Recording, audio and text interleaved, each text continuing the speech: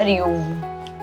गर्भावस्था के दौरान माँ की जाने अनजाने जो सोच बन जाती है और उसकी असर बालक पे कैसी पड़ती है, आज हम उसके विषय में थोड़ी सी चर्चा कर लें।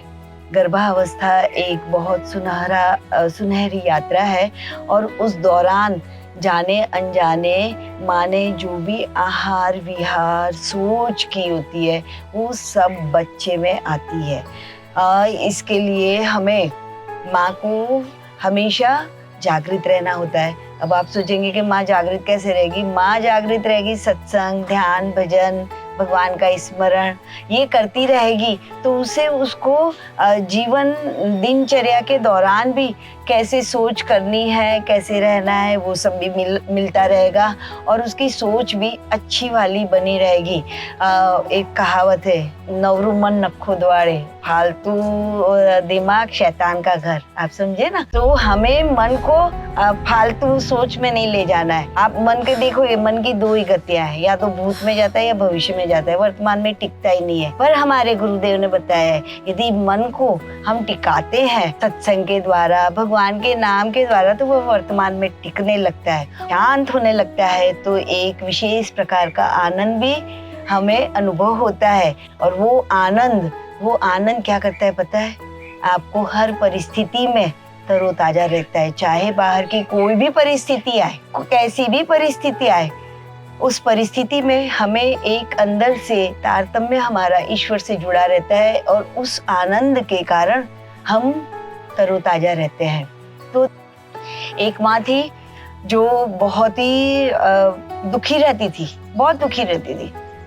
मेरे ससुराल में ये होता है, हमेशा नेगेटिविटी, नकारात्मकता सोच रहती थी उसको कि इन्होंने ऐसा किया। कभी भूत में सोच चली जाती थी, कभी भविष्य में चली जाती थी, कभी अपने पति के कारण ना वो सोच करती रहती थी।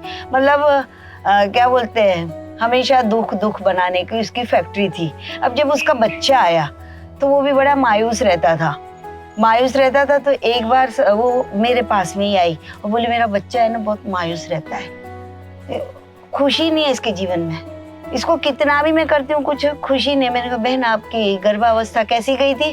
बोले मेरी तो मैं बहुत दुखी थी, बहुत तकलीफें थी मुझे, तो बहुत मैंने कैसे अपनी गुजारी है। मैं कहा आप क्या सोच करती थी? फिर उसने बताया तो मैंने कहा बहन यही सब इसमें। बोले हाँ ये है ना, सोचता रहता है, दुखी बैठा रहता है, कुछ करता नहीं है। तो मैं कहा बहन आपके में से ही तो ट्रांसफर हो गया है, आप में से ही इसमें स्थानांतरित हो गया है, पसार हो गया, मतलब के स्वभाव इसमें आ गया है। तो आपने देखा कि कैसा। एक बहन ऐसे ही आई, उसने बोला कि मेरा बच्चा, मैं कितना ही इसके लिए अच्छा खाना बनाती हूँ, सब्जी तो खाता ही नहीं है, ये कुछ भी नहीं खाता है, बड़ी परेशान रहती हूँ। उस बहन को भी मैंने दवाखाने में पूछा बहन आपकी गर्भावस्था कैसी गई थी? बहन उस समय तो मुझे भाता ही नहीं था, सब्जी वब्जी तो मैं देखे नहीं सुहाती थी मुझे। तो मैं कहा बहन जब आपने गर्भावस्था में नहीं खाया तो बच्चे को कहाँ से संस्कार मिलेंगे? तो जाने अनजाने हो गया। अब मैं पूर्व की आपको घटनाएं बताऊं। एक बहन थी, या अहमदाबाद का ही पहले बता दूं आपको, एक अहमदाबाद की बात बताऊं। एक डॉक्टर थी और उनके घर में जो काम करने वाली बाई थी वो गर्भावस्था में थी। अब डॉक्टर के घर पे गणेश जी का मंदिर था, बहुत सुंदर सा। तो जब भी वो होता था, वो काम वाली जो थी, बाई काम कर लेती थी, बस वो मंदिर के आगे जाके ऐसे बैठ जाती थी और गणपति को ऐसे देखती रहती थी। अब वो जब डॉक्टर आती और बोलती कहाँ गई, वो सोचती लगता ही है ना वहीं बैठी होगी मंदिर के आगे, और वो ऐसे बस बैठे से देखती रहती थी। आप मानेंगे उसका जब बालक आया है तो पूरा गणपति जैसा आया है, पेट बड़ा और ऐसे जैसे लगे कि हूबहू गणपति बैठा हुआ है। तो देखा एक जाने अनजाने उसकी जो बाई की आदत थी उसके कारण उसके बच्चे का जो स्ट्रक्चर था वो पूरा गणपति जैसा आया। एक बहन थी उसने बहुत सुंदर सा एक बच्ची का फोटो था, कहीं से खरीद के ले आई थी और वो बार बार अपने कमरे में उसे देखती रहती थी। गर्भावस्था उसकी भी आई और वो जाने अनजाने उसको वो बच्ची बहुत पसंद आती थी, तो वो उसको देखती रहती थी। वो उसको सोच कुछ भी नहीं थी, ना कोई मार्गदर्शन था, बस वो सोचती रहती थी। अब उसकी जब बच्ची आई ना तो हूबहू उसके जैसी आई। कौन सी? जो चिंतन करती थी जिस बच्ची का। तो घर में कोई मेहमान आए या कुछ आए तो बोले अच्छा ये इसकी छोटी बहन है। बोले नहीं छोटी बहन नहीं, ये एक ही पहली बच्ची है। तो बोले बिल्कुल उसके जैसे। बोले हाँ, इसने चिंतन बहुत किया था। उसका चिंतन करने से उस फोटो जैसी बालक ये बच्ची आ गई। एक फॉरेन के एक भाई हो गए जिनके 4 बच्चे हुए, बड़े बदसूरत, क्योंकि वो खुद बहुत बदसूरत था, बहुत बदसूरत आए। वो खुद भी देखने को कि ये मेरे बच्चे इतने बदसूरत जैसे कैसे आए, मुझे देखने को मेरे को सुहाते नहीं है। किसी ने उन्हें सलाह दी कि अब आप ऐसा करिए कि अपने कमरे में चारों ओर सुंदर सुंदर भगवान की मूर्तियां लगाइए, ईश्वर की मूर्ति लगाइए, बुद्ध भगवान की लगाइए, और प्रेगनेंसी के समय में भी उसका मनन चिंतन करिएगा। उसका जो बालक आया वो सबसे अलग, चारों बच्चों से अलग, और बहुत सुंदर, नाक नक्शा बहुत सुंदर आया। तो आपने देखा जाने अनजाने कैसे परिणाम आ गए। एक अफ्रीकन बहन थी, प्रेगनेंसी के समय में एक अमेरिकन जो बहन थी, वो प्रेगनेंसी के समय में जाने अनजाने अपनी सहेली के पास में आई, जो अफ्रीका की उसकी सहेली थी, काली काली, है ना। तो जो अमेरिकन बहन थी उसकी ये सहेली थी, तो ये जाने अनजाने है ना उसका चिंतन करती रहती थी, क्योंकि बहुत प्रिय थी उसको। अब जब उसका बच्चा आया तो वो काला काला है, जबकि वो अमेरिकन थी।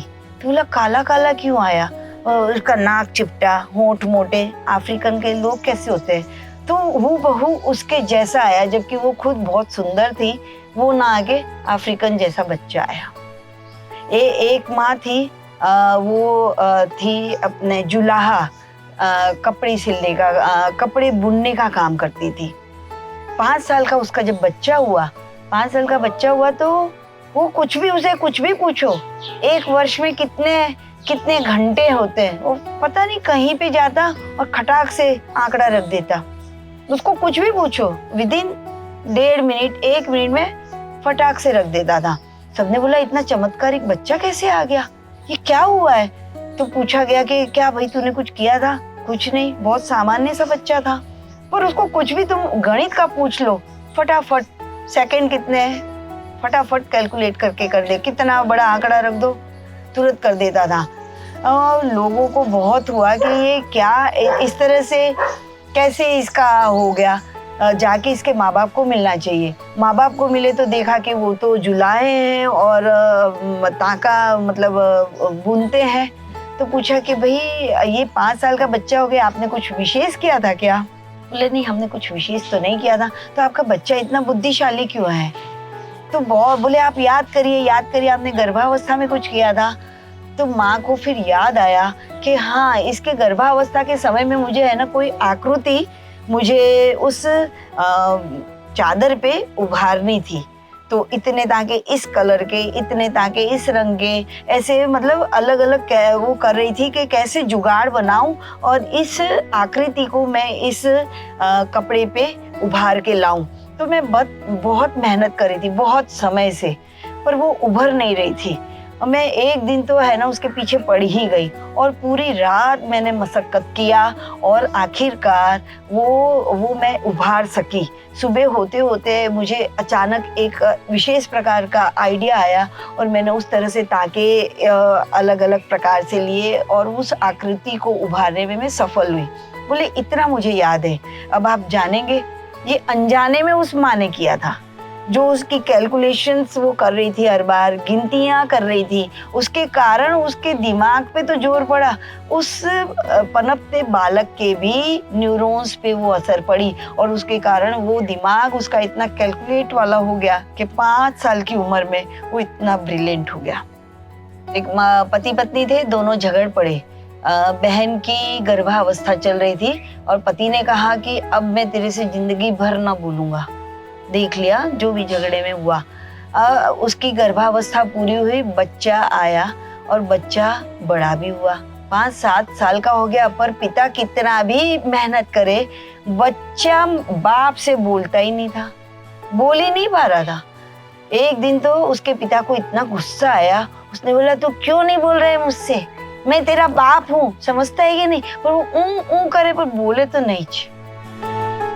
डॉक्टर के पास ले गए और डॉक्टर को पूछा गया कि ये बच्चा ये मेरा बच्चा है पर मुझसे बात नहीं करता है, सबसे बात करता है पर मेरे से कितना भी मैं इसको डांटूं धमकाऊं पर ये मानता नहीं है। फिर याद आया, डॉक्टर ने बोला गर्भावस्था में क्या हुआ था। तो बोले हम झगड़े थे और मैंने ऐसा बोल दिया था। तो बोले प्रभु उसी के कारण उसके गांठ बन गई। अब आप दोनों तो बोलने लग गए, पर बच्चे का तो जन्म से ही गांठ बंधी हुई है, अब वो आपसे कैसे बोलेगा। तो आपने देखा सोच की कितनी असर आ जाती है। गर्भावस्था कितनी कीमती है, कितनी सुनहरी है, कितनी अच्छी है।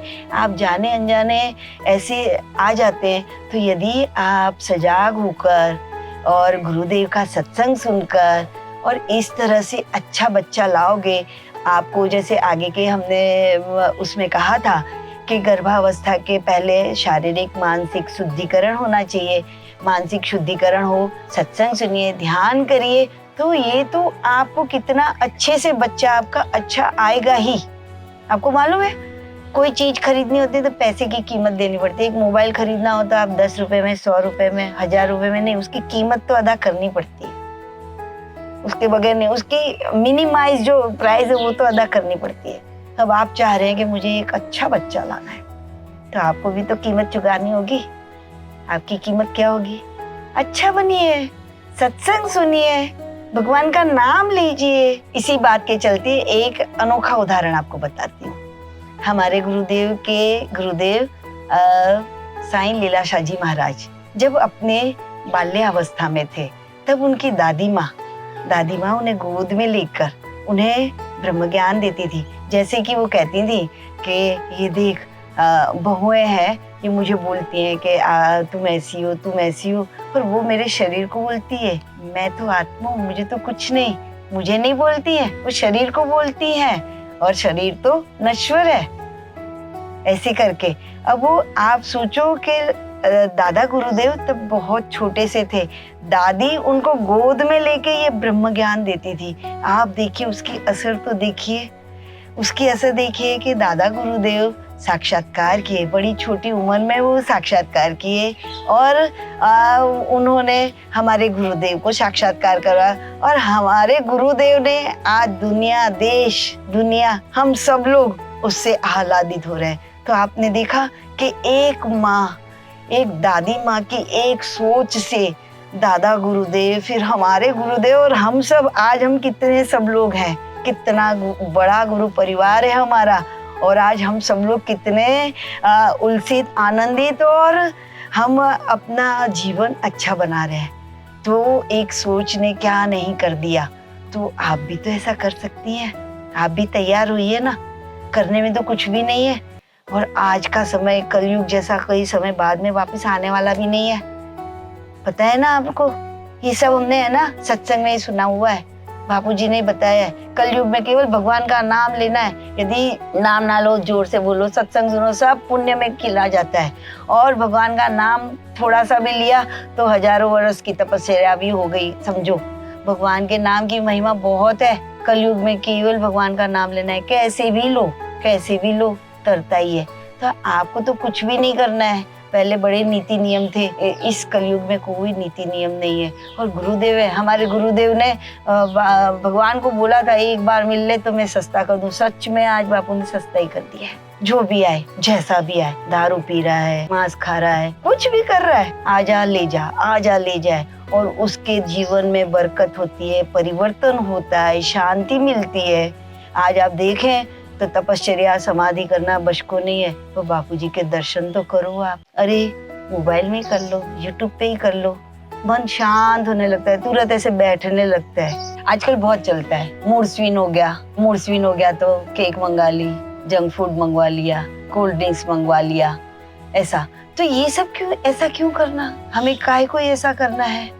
ये खाने से क्या मिल जाएगा आपको, मैंने आगे के उसमें बताया था ना, जैसा अन्न वैसा मन। अब यदि मैं ऐसा वाला खाऊंगी, केक वाला खाऊंगी, केक जो पवित्रता से नहीं बना है, जंक फूड खाऊंगी जो मैदे से बना हुआ है, वो खाऊंगी तो और भी मेरी सेहत भी डाउन होगी, और जिसने बनाई उसकी असर भी आएगी। आप अपने आप को इतना कमजोर क्यों कर रही हो। आपको गर्व महसूस होना चाहिए कि आप हिंदू संस्कृति में जन्म लिया है, आपने भारत भूमि पे जन्म लिया हुआ है। आप देखिए तो ये मूड स्विंग जो हो रहा है आपका, आप देखिए ना, आज तो सभी तरह की सुविधाएं, हमें कितनी सारी सुविधाएं। उस समय को याद करो जब गुलामी का दौरा चल रहा था, गुलामी के दौरे के दौरान जीजाबाई को देखिए, उस समय मुगल साम्राज्य का बोलबाला था और मुगल साम्राज्य के बोलबाले के समय जीजाबाई ने एक सोच ऊंची बनाई कि मुझे हिंदवी राज्य चाहिए, और उनके उस संकल्प से उनका पुत्र जो आए और उन्होंने हिंदवी राज्य की स्थापना की। तो आपने देखा उस समय जो असंभवित था वो संभव होके आया, केवल और केवल जीजाबाई माँ के कारण, उनके संकल्प के कारण। आप भी तो कर सकती हैं इस तरह से, आप भी तो बनाइए। आज तो उतना कष्ट है ही नहीं हमें, हम स्वतंत्र हमारे देश में रह रहे हैं और हमें संस्कार भी मिल रहे हैं सभी जगह से, संतों का मार्गदर्शन भी है। तो बस केवल आपको ऊंची सोच करनी है, भारत को विश्व गुरु बनाना है, और उसके लिए जो आपको बता रहे हैं वैसे आप करते चलिए ना। ईश्वर का नाम लीजिए, भगवान का नाम लीजिए, लोगों को मदद रूप होइए, अच्छा सत्संग करिए, अच्छा सत्संग सुनिए और अच्छे बनिए, और खान पान पे ध्यान दीजिए अपना। तो सहज में आप सहज में अच्छे से आनंदमय अपनी गर्भावस्था यात्रा अच्छे से कर सकती हैं। धन्यवाद। फिर से नए विषय पे आएंगे और फिर से चर्चा करेंगे।